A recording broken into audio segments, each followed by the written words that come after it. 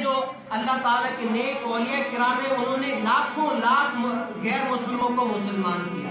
یہ کتابوں میں موجود ہے، تواتر سے کتابوں میں موجود ہے، یعنی صحیح سند کے ساتھ کتابوں موجود ہے کہ اللہ تعالیٰ کے جو نیک اولیاء ہیں نا انہوں نے لاکھوں غیر مسلموں کو مسلمان کر دیا، لاکھوں کو.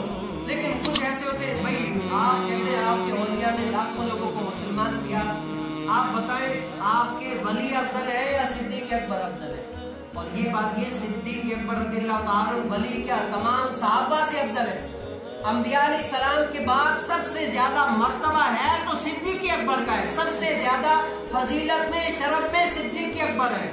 لیکن کچھ لوگ کہتے ہیں نہیں بھائی آپ بتائیں کہ سب سے زیادہ فضیلت میں آپ کے اولیاء ہیں یا صدیق اکبر ہے؟ ہم کہتے ہیں الحمدللہ صدیق اکبر ہے. پھر کہتے ہیں صدیق اکبر نے تو لاکھوں غیر مسلموں کو مسلمان نہیں کیا، تمہارے ان ولیوں نے کر لیا، تو کیا تمہارے ولی صدیق اکبر سے بھی افضل ہے کیا؟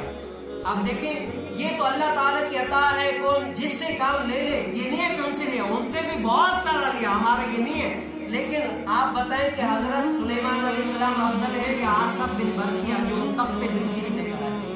سلیمان علیہ السلام نبی ہے اور آصف بن برقیہ ولی ہے. سلیمان علیہ السلام نبی ہے، آصف بن برقیہ یہ کیا ہے؟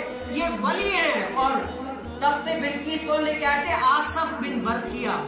آصف بن برقیہ قرآن کریم فرقان حمید میں ہے کہ پلک جھپکنے سے پہلے وہ تخت بلقیس لے کر آئے. حالانکہ یہ بات یہ بھی ہمارے ذہن میں نہیں آتی، لیکن قرآن میں ہمیں ماننا پڑے گا. آپ دیکھیں میری یہ پلک یہ جھپکی یہ پھر کھل گئی، ذہن تصور نہیں کرتا کہ اتنی چیز کیسے آ گئی، لیکن قرآن میں ماننا پڑے گا ہمیں. تو اگر وہ تخت بلقیس سب سے زیادہ فضیلت میں شرف میں کون ہے؟ سلیمان علیہ السلام ہے. وہ لا سکتے تھے، وہ نبی ہیں، ہواؤں پر ان کی طاقت ہے، جنوں پر ان کی جو ہے حکومت ہے.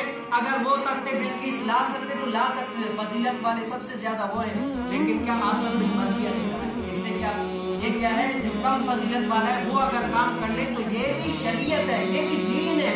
ہمیں نہیں اپنے عقل کے گھوڑے دوڑانے کے نہیں، یہ بات اگر ٹکرا رہی ہے تو میں اس بات کو نہیں مانوں گا. قرآن کیا کہتا ہے ہمیں یہ دیکھنا ہے، قرآن کیا کہتا ہے ہمیں یہ دیکھنا ہے، اللہ تعالیٰ کے دین کی طرف آنا ہے.